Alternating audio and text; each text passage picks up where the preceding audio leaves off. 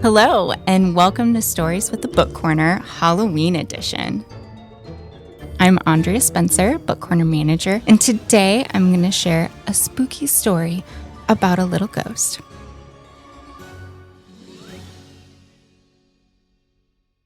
Today's story is The Little Ghost Who Was a Quilt, written by Riel Nason, illustrated by Byron Egensweiler. Once there was a little ghost who was a quilt. He didn't know why he was a quilt. His mom and dad and all of his friends were sheets. They were light as air. They flew high and fast and twirled and whirled in the sky. They could even ride on a gust of wind and then whoosh back to the ground like they were going down an invisible slide. The little ghost who was a quilt was heavy because of his layers of fabric.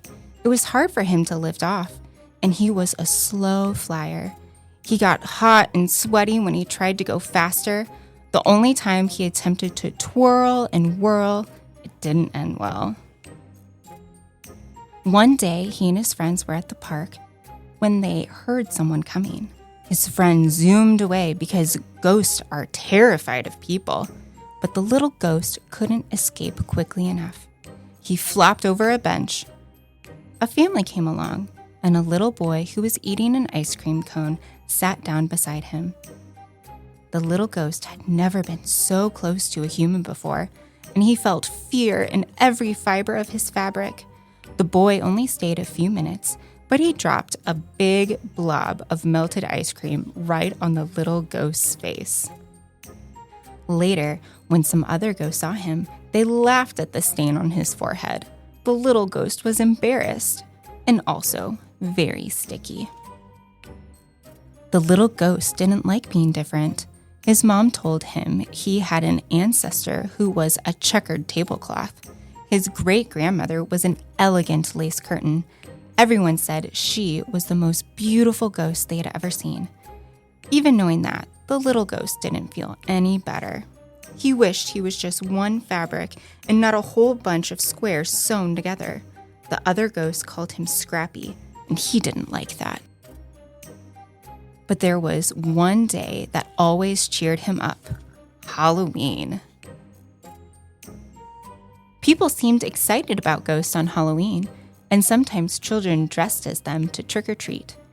Every year, the ghosts went to watch the festivities. They stayed silent and still in the trees and pretended to be decorations far away from any humans. Too heavy to hover, the little ghost who was a quilt usually draped himself over a clothesline. He never had a very good view. This year, he had a better plan.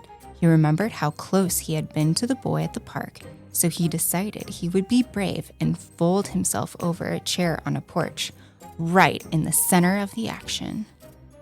Halloween night came, and the little ghost flew as fast as he could, but he was only halfway across the lawn when he heard people coming. At the last possible second, he flopped over the porch rail. A mom walked up the driveway with a little girl dressed as a ballerina. While the girl trick-or-treated, the mother asked the man at the door something. The next thing the little ghost knew, the mom had picked him up. He was so scared he thought his seams might come unstitched. The mom wrapped the little ghost around the girl and put them both in a wagon. The girl had been cold, and now the little ghost was keeping her warm. He could hardly believe what was happening. They headed down the street past his friends in their tree. "No, don't go," whispered one. "What are you doing?" The little ghost decided to fly away as soon as the little girl got out of the wagon to trick-or-treat again. But the mom didn't turn into the next yard, or the one after that. By the time she finally walked up to a house, the little ghost was panicking. How would he get away? The mother parked the wagon and carried the girl and the little ghost into the house. The little ghost didn't know what to do. He reminded himself to stay calm and be brave. The little ghost peeked around the room. There were Halloween decorations everywhere. He even saw a branch trimmed with Lollipop Ghost. They looked just like his friends in the tree. The girl tucked the little ghost who was a quilt under her legs, and she sorted her candy into piles. He felt surprisingly cozy. Maybe things would turn out okay after all.